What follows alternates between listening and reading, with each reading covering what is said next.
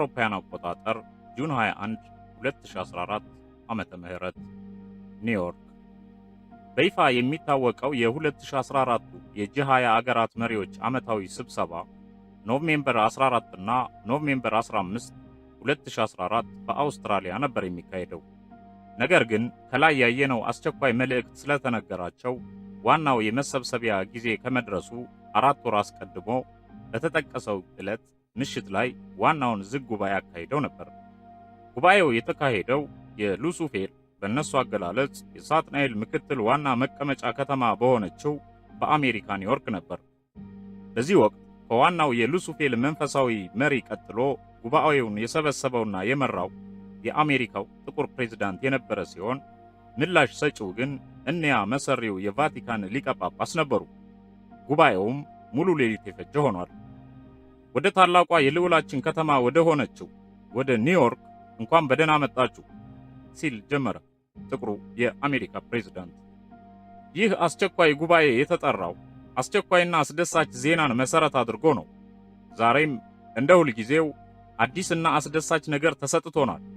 ይህን ቡድን ስትቀላቀሉ በውስጣዊ ማንነታችሁ የሰረጸው የጥልቁ መሪ ታማኝነታችሁን አረጋግጦ ስለሆነ በምንለው ነገር እንደማትደናገሩና በቀላሉ እንደምትረዱት ተስፋ አደርጋለሁ።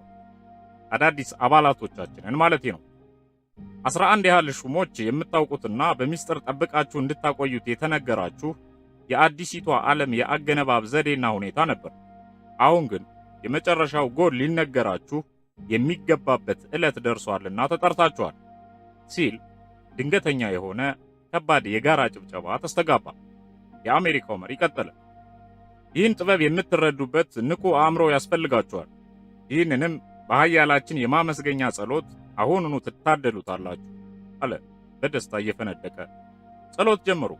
የአሜሪካው መሪና ሌሎች የጂ8 ሀገራት መሪዎች ከወደ ግንባራቸው ብቅ ብቅ የሚሉት ቀንዶቻቸው ሲበቅሉ ያስተዋሉትና የበታች ሆነው የቆዩት መሪዎች በከፍተኛ ደስታ ውስጥ ሰጠሙ። በደስታም አሽካኩ፣ ተንከባለሉ፣ አመሰገኑ። ከዚያም ሁሉም የጂ20 አገራት መሪዎች የሁለት አጫጭርና ጥቋቁር ቀንዶች ባለቤት ሆኑ። እርስ በርሳቸውም ሲተያዩ ግንባራቸው ላይ 666 የሚለው የሰው ቁጥር በጥቁር ደማቅ ኩል ታትሞባቸው አዩ። ፍጹም ያልጠበቁትና ይጓጉለት የነበረ ነገር ነውና በእጅጉ ተደሰቱ። ምክንያቱም በእነርሱ አስተሳሰብ በመሪ ደረጃ ይህንን ነገር ቀድሞ የታደለ በቀጣይ በምትመሰረተው አዲስ የምድር መንግስት ሹመቱ ይቀጥላልና የዘላለም ገዥም ይሆናልና ነው። የመጨረሻው ዘመን ሳይደርስ ቢሞትም ከበጉ እርደትና ከጥልቁ ገዢ አሸናፊነት በኋላ ይነሳልና ባይ ናቸው።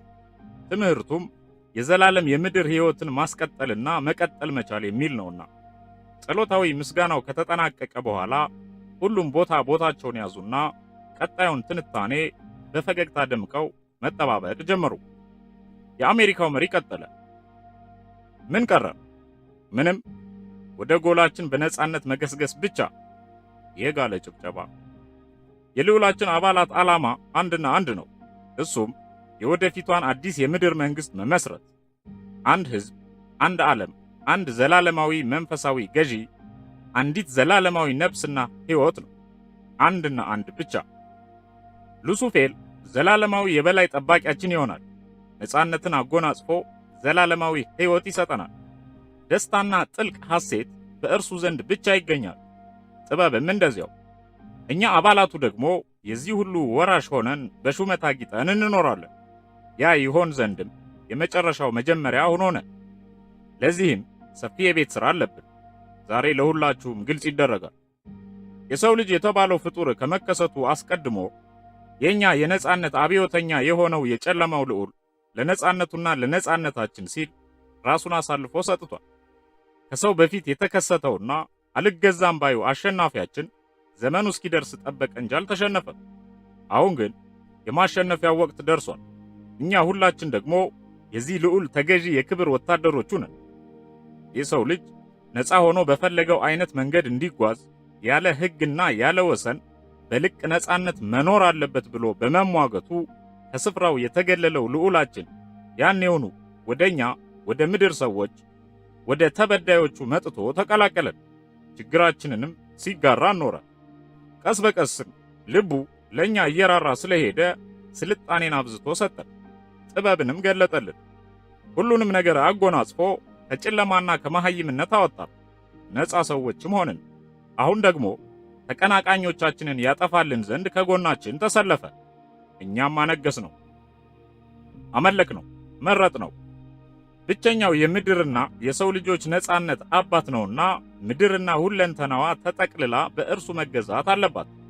ያ ሲሆን ሞት ይጠፋል፣ ሕይወትም ዘላለማዊና ፍጹም ስልጡን ፍጹም ነፃ ሆና ለዘላለም ትኖራለች። የእስከዛሬውን ሳይንሳዊ የሰው ልጅ አመጣጥ ትንታኔን ሙሉ በሙሉ ከአእምሯቸው አውጡት። ያ የሰው ልጅ የተባለው ደካማ ፍጡር ከመፈጠሩ በፊት የነበረው የዚችን ዩኒቨርስ ዕድሜና አመጣጥ ለመግለጽ የተሞከረበት ዘዴ ነው። የአይነቱ ትንታኔ በአሁኑ ሰዓት ለኛ አስፈላጊ አይደለም፣ ለጠቅላላ ዕውቀት ካልረዳን በቀር። ምክንያቱም ቀጥዬ በደንብ እንደማብራራው እነ ሉሲን የመሳሰሉ በከርሰ ምድር ጥናት የተገኙ ቅሪት አካሎች ልዑላችን ጦርነት ባደረገ ጊዜ የሞቱበት ከሰውና ከኒፍሌም የተደቀሉ ወታደሮቹ አጽም ስለሆኑ ነው። አዳም ከተባለው የአፈር ስሪት ከሆነው ፍጡር በፊት የኛ ልዑልና ወንድሞቹ ነበሩ። እናም ሌሎች ሁሉ ከወግ አጥባቂው አለቃቸው ጎን ተሰለፉና እኛን ተውን።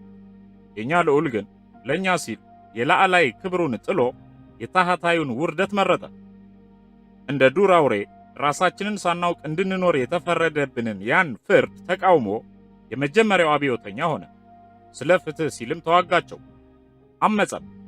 እናም እነሱና ጌታቸው ተባብረው የነፈጉንን ማንነት የኛ ልዑል ለኛ ሰጠን።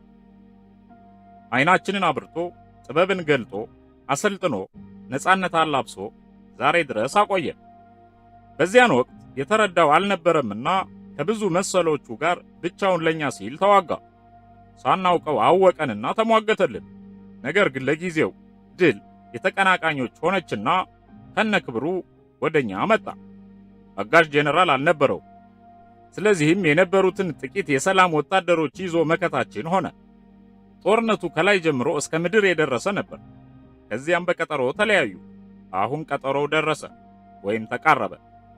የእስካሁኑን ጊዜያዊና አላፊ ተብሎ የተወሰነውን የሰው ልጅ ነፃነት ዘላለማዊ ሊያደርገው የሚችልበት ጊዜ መጣ። እኛም የሱ አጋሮች ሆንን። ያኔ ያፈገፈገው ኃይል አጥሮት ጥበብ ጎድሎት አልነበረም። ነገር ግን እኛ የሰው ልጆች እስክንረዳው ድረስ መጠበቅ ስለነበረበት ነው። ዛሬ አእምሮአችን በስሎ እውነትን ተረዳነውና ከሱ ጎን ሆንን።